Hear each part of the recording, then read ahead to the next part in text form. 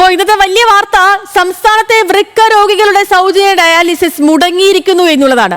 Medical services corporation കോടികളുടെ കുടിശ്ശിക വരുത്തിയതോടെ company മരുന്ന് വിതരണം നിർത്തിയതാണ് തിരിച്ചടിയായത്. മരുന്ന് നൽകിയ വകയിൽ 5 കോടി രൂപയാണ് കമ്പനിക്ക് സർക്കാർ നൽകാനുള്ളത്. ചികിത്സ മുടങ്ങിയതോടെ പല രോഗികളും ദുരിതത്തിലായി. ഇതിപ്പോൾ മരുന്ന് നമുക്ക് കിട്ടുന്നില്ല. മുടങ്ങിയ ശരീരം ഫുള്ള് നീരാവും. ഇപ്പം നീരുണ്ട് ദേഹത്ത്. നീര് കയറി കഴിഞ്ഞാൽ പിന്നെ ക്രിയാറ്റിനും എല്ലാം വ്യത്യാസം വരും. ഇത് 42 വയസ്സുള്ള ശ്രീദേവി കഴിഞ്ഞ 3 വർഷമായി ഡയാലിസിസ് ചെയ്താണ് ജീവൻ നിലനിർത്തുന്നത്. ഇവരെ പോലെ ആയിരക്കണക്കിന് രോഗികൾ ഇവരുടെ ആശ്രയമായിരുന്നു സർക്കാരിന്റെ സൗജന്യ മരുന്ന്. എന്നാൽ അത് നിലച്ചിട്ട് 1.5 മാസം. ഒരു ദിവസം 3ഉം 4ഉം ഡയാലിസിസ് ചെയ്യുന്ന രോഗികളുടെ അവസ്ഥ പരിതാപകരമായി. 3 ഡയാലിസിസ് ചെയ്യുന്നതിന് 2000 രൂപ വരെ ചെലവുണ്ട്.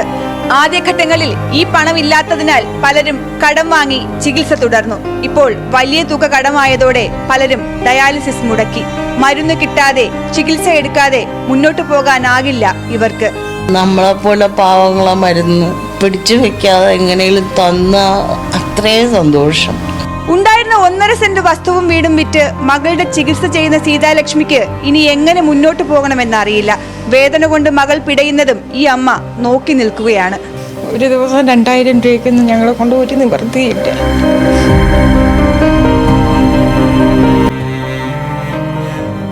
ഡയാലിസിസിനുള്ള മരുന്ന് മെഡിക്കൽ സർവീസസ് കോർപ്പറേഷന് വിതരണം ചെയ്തിരുന്ന ബാക്സ്റ്റർ കമ്പനിക്ക് സർക്കാർ നൽകാനുള്ള കുടിശ്ശിക 5 കോടി രൂപയാണ്. ഇതിൽ 1,10,00,000 2 കൊല്ലമായി കുടിശ്ശികയാണ്. 4 കോടി രൂപയുടെ കുടിശ്ശിക 4 മാസവുമായി.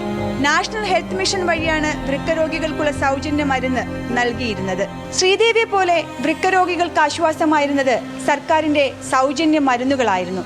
ഒരു ദിവസം 3 ഡയാലിസിസ് വരെ. ഒന്നെങ്കിലും മുടങ്ങിയാൽ ശരീരം മുഴുവൻ നീരാകും. മരുന്ന് മുടങ്ങിയിട്ട് 3-4 മാസമായി. ഇപ്പോൾ മരണത്തിനും ജീവിതത്തിനും ഇടയിലൂടെ നൂൽപ്പാലത്തിലൂടെ സർക്കാരിന്റെ കരുണ കാത്ത് മുന്നോട്ടു പോവുകയാണിവർ. ഇവരെ കണ്ടില്ലെന്ന് നടിക്കരുത്.